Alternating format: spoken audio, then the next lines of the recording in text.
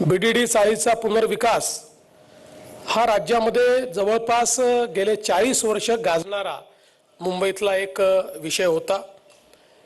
ज्यावेळी मुख्यमंत्री म्हणून मी 2014च्या शेवटी शपथ घेतली आणि मुंबईतल्या महत्त्वाचे प्रश्न सोडवण्याचा प्रयत्न आम्ही सुरू केला, त्यावेळी बीडीडीच्या पुनर्विकासाचा प्रश्न बघितल्यानंतर त्याचा अभ्यास केल्यावर लक्षात आलं की या प्रकल्पातल्या अडचणी काय आहेत। तर खूप जुन्या बिल्डिंग्स आहेत, खूप वेगवेगळ्या प्रकारच्या अडचणी आहेत आणि प्रत्येक वेळी कोणीतरी नवीन बिल्डर त्या ठिकाणी एक प्रपोजल तयार करतो आणि मग ते जे प्रपोजल आहे त्या प्रपोजलवर चर्चा होते, मंथन होतं, चिंतन होतं। ते चिंतन होतपर्यंत दुसरा कोणीतरी बिल्डर येतो, तो जुनं कसं चुकीचं आहे, नवीन माझं कसं चांगलं आहे सांगतो।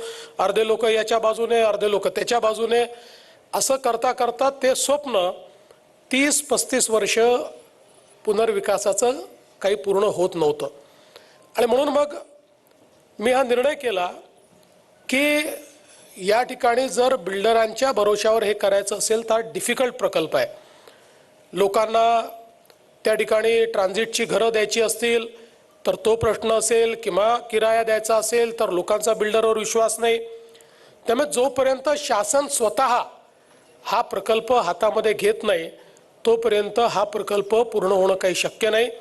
आणि म्हणून त्यावेळी मी म्हाडाला बोलून सांगितलं की आता हा प्रकल्प बिल्डर करणार नाही, हा प्रकल्प शासन करेल आणि बिल्डर म्हणून म्हाडा स्वतः त्या ठिकाणी काम करेल। आणि तो निर्णय आपण केला। अनेक लोकांनी त्याला विरोध देखील केला, काही हितसंबंध असलेले लोक होते, त्यांनी लोकांना त्या ठिकाणी त्याच्या विरुद्ध पेटवण्याचा प्रयत्न देखील केला। पण मला असं वाटतं की बीडीडी चाळीच्या नागरिकांनी शासनावर विश्वास ठेवला आणि त्यानंतर ह्या प्रकल्पाची अतिशय सुंदर अशा प्रकारची आखणी आपण केली। आणि आखणी केल्यानंतर म्हणाला मी दुसरं सांगितलं की हे काम जर आपल्याला करायचं असेल तर आपल्याला जे काही देशातले उत्तम अशा प्रकारचे या ठिकाणी बांधकाम कंपन्या आहेत त्यांनाच याच्यामध्ये आपण आणलं पाहिजे।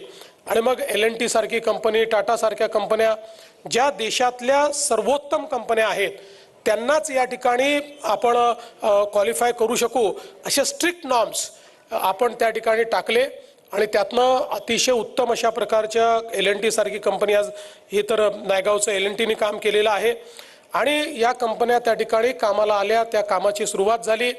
नंतर काय काय अडचणी आल्यात आपल्याला शिंदे साहेबांनी सांगितलं, पण पुन्हा आपलं सरकार आल्यानंतर शिंदे साहेबांच्या नेतृत्वात त्या सगळ्या अडचणी ज्या काही होत्या त्या आम्ही दूर केल्या। याला अतिशय वेगानं त्या ठिकाणी आम्ही वेग दिला आणि मला आनंद आहे की पहिल्या टप्प्यामध्ये आपण वरळीच्या, आता दुसऱ्या टप्प्यामध्ये नायगावच्या, आणि आता मला असं वाटतं वर्षातनं 2 वेळा तरी आपण या ठिकाणी अशा प्रकारचा चाव्या वाटपांचा कार्यक्रम करू। कारण आपण चाव्या जर वाटल्या नाही तर कालिदासजी आपल्या डोक्याला चावा घेत असतात। हा, ते चावाच घेतात डोक्याचा आणि ताबाही घेतात। त्याच्यामुळे मला असं वाटतं की हे अत्यंत महत्त्वाचं आहे की वेगानं हे सगळं काम झालं पाहिजे। शेवटी जशी जशी जागा मिळते, काही जागा होती ती आपण वापरली, काही ठिकाणी आपल्याला जुन्या चाळी तोडून मग त्या ठिकाणी बिल्डिंग बनवायच्या आहेत, त्यामुळे ते जागेच्या अभावामुळे त्याला थोडा उशीर लागतोय। पण आता आपण हे ठरवलं आहे की 2029 पर्यंत 100% सगळ्या घरांच्या चाव्या या आपल्याला त्या ठिकाणी द्यायच्या आहेत। आणि म्हणून मी आमच्या म्हाडाचे अधिकारी असतील आणि त्यासोबत आपले कॉन्ट्रॅक्टर्स असतील, या सगळ्यांचं देखील अतिशय मनापासून अभिनंदन करतो की या सगळ्यांनी खूप चांगलं काम केलेलं आहे। आता नायगावचं आम्ही जाऊन बघू, चहा प्यायला येऊ तुमच्याकडे, पण आम्ही वरळीच्या जे आपले आहेत त्यांच्या घरी चहा प्यायला गेलो होतो। अतिशय उत्तम बांधकाम झालेलं आहे, L&Tने तिथेही बांधकाम केलं, अतिशय सुंदर केलेलं आहे। म्हणजे कुठल्याही खाजगी बिल्डरला लाजवेल अशा पद्धतीचं बांधकाम हे या सगळ्या पुनर्विकासाचं झालेलं आहे। सगळ्या प्रकारच्या ॲम्युनिटीज या त्या ठिकाणी देण्याचा प्रयत्न आपण केला आहे। हे खरं आहे की आपण वरळीला एकास एक पार्किंग देऊ शकलो, पण नायगावला लोकांची मागणी आहे, इथे 2 लोकांना एक पार्किंग मिळालेलं आहे, पण अलीकडच्या काळामध्ये या गोष्टी अडचणीच्या होतात आणि म्हणून त्याचं सोल्युशन काय आहे? आता इंजिनिअरिंग सोल्युशन काढण्यात थोडा त्रास आम्हाला असा होतोय की इथे अंडरग्राऊंड पार्किंग असल्यामुळे जागेची कमतरता आहे, पण काही ना काही सोल्युशन या संदर्भातलं हे आम्ही निश्चितपणे काढू. मी आणि शिंदे साहेब आम्ही दोघांनी आता चर्चा केली आणि निश्चितपणे त्याही संदर्भातलं जे काही सोल्युशन आहे ते सोल्युशन आपण काढू. आणि दुसरा अंबा माता मंदिराचा प्रश्न कालिदासजी आपण भवानी माता भवानी माता मंदिराचा आपण प्रश्न मांडलेला आहे. भवानी माता म्हटल्यानंतर तर छत्रपती शिवरायांचं कुलदैवत आहे ते आणि आमचंही आहे आणि आपल्या अख्ख्या महाराष्ट्राचं कुलदैवत आहे. त्यामुळे भवानी माता मंदिराकरता 900 चौरस फूट जागा त्या ठिकाणी देण्यात येईल आणि तात्काळ अतिशय सुंदर अशा प्रकारचं त्याचं बांधकाम हे आपण करू. आधीपेक्षाही उत्तम लोक केवळ ते मंदिर बघण्याकरता येतील अशा प्रकारचं बांधकाम हे त्या ठिकाणी आपण करू, हा विश्वास या निमित्ताने मी तुम्हाला देतो. आज खरं म्हणजे मुंबईमध्ये सामान्य जो आमचा मराठी माणूस आहे, सामान्य माणूस आहे, मुंबईतला गरीब माणूस आहे, त्या सगळ्यांना घरं देण्याचा प्रयत्न आपण करतो आहोत. विशेषतः BDD चाळीला तर फार मोठा इतिहास आहे. आपल्याला कल्पना आहे की लोकशाहीर अण्णाभाऊ साठे असतील किंवा भारतरत्न डॉक्टर बाबासाहेब आंबेडकर असतील, यांच्यासहित इतक्या नररत्नांची खाण या BDD चाळी राहिलेल्या आहेत की खऱ्या अर्थानं मला असं वाटतं की याचा जो इतिहास आहे हा इतिहास एक प्रकारे आता या पुनर्विकासानंतर मला असं वाटतं याच्यावर देखील एक पुस्तक लिहिलं गेलं पाहिजे. कारण मी ज्यावेळेस वरळीच्या काही आमच्या मोठ्या बहिणींशी चर्चा केली तर त्यांच्या जीवनातले अनेक प्रसंग त्यांनी BDD चाळीत घडलेले सांगितले. कोणी 40 वर्षापासून, कोणी 50 वर्षापासून लग्नापासून राहायला आले, 16व्या 17व्या वर्षी लग्न झालं आणि आता 79 वर्षाचे आहेत. अशा एक आम्हाला काकू भेटल्या की ज्यांनी त्यांचं आयुष्यातलं BDD चाळीत कसं ते आयुष्य गेलं हे सगळं त्यांनी त्या ठिकाणी सांगितलं. त्यामुळे मला असं वाटतं की जे अर्बन ट्रान्सफॉर्मेशन होत आहे या संदर्भातही निश्चितपणे लिहिलं गेलं पाहिजे आणि आपण आता पुढे प्रयत्न करतोय.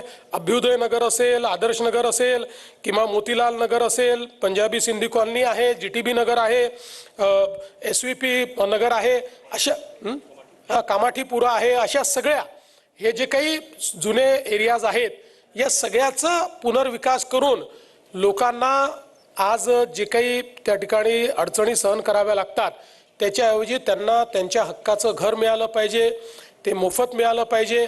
अशा पद्धतीनं आपला जो गरीबात गरीब माणूस आहे, मध्यमवर्गीय, त्याचा विचार आपण करतोय. जसं शिंदे साहेबांनी सांगितलं की आत्तापर्यंत मुंबईतला मध्यमवर्गीय हा मुंबईमध्ये घराचं स्वप्न पाहू शकत नव्हता. मुंबईमध्ये वर्षानुवर्ष राहणाऱ्या व्यक्तीला घर घ्यायचं असेल तर कुठेतरी कल्याण डोंबिवलीच्या पलीकडे, तिकडे अंबरनाथच्या पलीकडे, तिकडे भिवंडीच्या कर्जत वगैरे जावं लागेल अशा प्रकारची परिस्थिती होती. पण आम्ही हा निर्णय केला की मुंबईतल्या सामान्य माणसामुळे ही मुंबई आहे, या मुंबईची संस्कृती जपणारा हा मुंबईकर आहे. त्यामुळे या मुंबईकराला या मुंबईतच घर द्यायचं आणि मला विश्वास आहे की आता हे जेवढे प्रकल्प आम्ही हातामध्ये घेतलेले आहेत या सगळ्या प्रकल्पांमुळे ज्यांनी कधीही मुंबईत घर होण्याचं स्वप्न बघितलं नव्हतं अशा सगळ्यांचं स्वप्न आपले महायुतीचं सरकार येत्या काळामध्ये पूर्ण केल्याशिवाय राहणार नाही. अतिशय गतीने ही सगळी कामं जी आहेत ही कामं आपण हातामध्ये घेतलेली आहेत.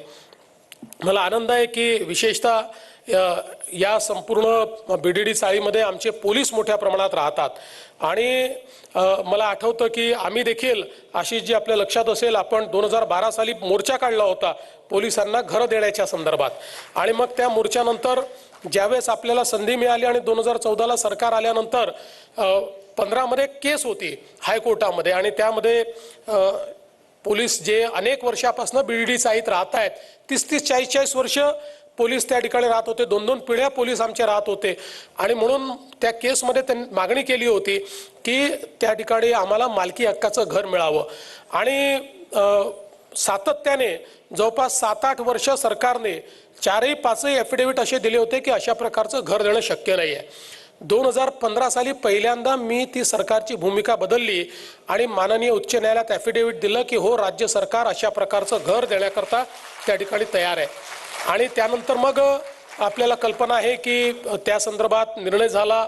मग त्याच्या किमतीचाही प्रश्न खूप मोठा होता. शिंदे साहेबांनी तो किमतीचा प्रश्न अतिशय उत्तम पद्धतीने त्या ठिकाणी सोडवला आणि आपल्याला ती निवासस्थानं मिळण्यास फायदा झाला.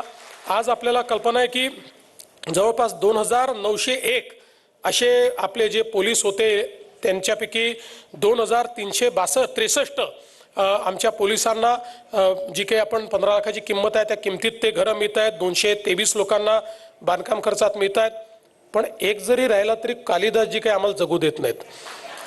त्याच्यामुळे त्यांनी जे रोज पाठपुरावा केला आहे 315 लोकांचं माझ्या काय, तर कालिदासजी त्यातनंही मार्ग काढण्याचा प्रयत्न आम्ही करतो. एक कोर्टात केस चाललेली आहे म्हणून त्याला काही वेळ लागतोय, पण त्यातनंही मार्ग काढतोय. आणि ओव्हरऑल जे आहे, शेवटी कसं आहे, आता इतर ठिकाणचे पोलीस आम्हाला म्हणायला लागले की आम्ही BDD चाळीत राहायला गेलो नाही, हे आमचं चुकलं का, असाही प्रश्न आता इतर ठिकाणच्या पोलिसांनी आम्हाला निर्माण केलेला आहे. त्यामुळे एक समग्र धोरण, कोर्टाचे निर्णय आणि सगळ्या गोष्टी एक समग्र धोरण करावं लागेल. तुम्हाला तर माहिती आहे, जसं तुम्ही म्हणजे पोलीस तुमच्या जवळचे आहेत तसे माझ्या शिंदे साहेबांच्या आणि ताईंच्या जवळचे म्हणजे अजितदादांच्या जवळचे पोलीसच होते. आमचं त्यांच्याशी संबंध काय होता तुम्हाला माहिती आहे. तुम्ही अनेक वेळा माझ्यासोबत पोलिसांसोबत माझे काय संबंध आहेत ते बघितलेले आहेत. त्यामुळे आपल्याला मार्गही काढावा लागेल. मार्ग काढत असताना शेवटी काय असतं की राज्यातले आता इतर जे कर्मचारी आहेत ते कर्मचारी देखील आपल्याला सांगायला लागले की बाबा या धर्तीवर आता आमचा देखील तुम्ही विचार करा. मग भविष्यातले प्रश्न निर्माण झाले की आता मग पुढे जे काही लोक नोकरीत येतील त्यांना सेवा निवासस्थानं कुठनं द्यायची, असे अनेक प्रश्न आहेत. पण तरी देखील मी तुम्हाला हे सांगतो की तुमचं आणि आमच्या स्वप्नामध्ये काही भेद नाही आहे.